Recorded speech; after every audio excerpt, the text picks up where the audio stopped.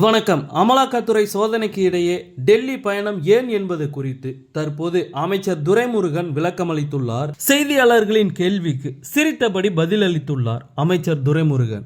வேலூர் மாவட்டம் காட்பாடி பகுதியில் திமுக பொதுச் செயலாளரும் தமிழக நீர்வளத்துறை அமைச்சருமான துரைமுருகன் மற்றும் அவரது மகனும் வேலூர் தொகுதி நாடாளுமன்ற உறுப்பினருமான கதிர் ஆனந்த் அவர்களின் வீடு மற்றும் பொறியியல் கல்லூரியில் அமலாக்கத்துறை அதிகாரிகள் அதிரடி சோதனையில் ஈடுபட்டனர்.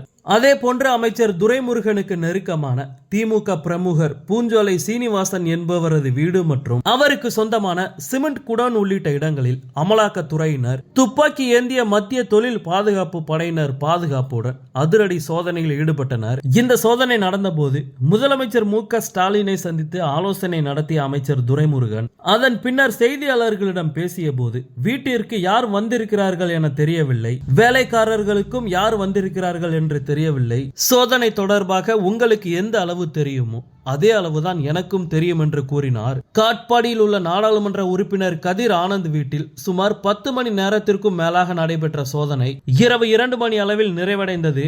மேலும் கதிர் ஆனந்திற்கு சொந்தமான கிங்ஸ்டன் பொறியியல் கல்லூரியில் சுமார் 44 மணி நேரம் சோதனை நடைபெற்றது. அந்த சோதனையில் முக்கிய ஆவணங்கள் கைப்பற்றப்பட்டுள்ளதாக கூறப்படுகிறது. அமலாக்கத்துறையினர் அமைச்சர் துரைமுருகன் வீட்டில் சோதனை செய்த போது அங்கிருந்த வேலூர் துணை மேயர் சுனில்குமார் செய்தியாளர்களிடம் பேசும்போது அமலாக்கத்துறையினர் எதுவும் கைப்பற்றப்படவில்லை என்றும் அது குறித்த விவரங்கள் தங்களுக்கு எழுதி கொடுத்திருப்பதாகவும் தெரிவித்தார். இந்த நிலையில் அமலாக்கத்துறை சோதனைக்கு மத்தியில் அமைச்சர் துரைமுருகன் டெல்லி சென்றார். அமைச்சர் துரைமுருகனின் திடீர் டெல்லி பயணம் அரசியலில் புதிய விவாதங்களை கிளப்பியது.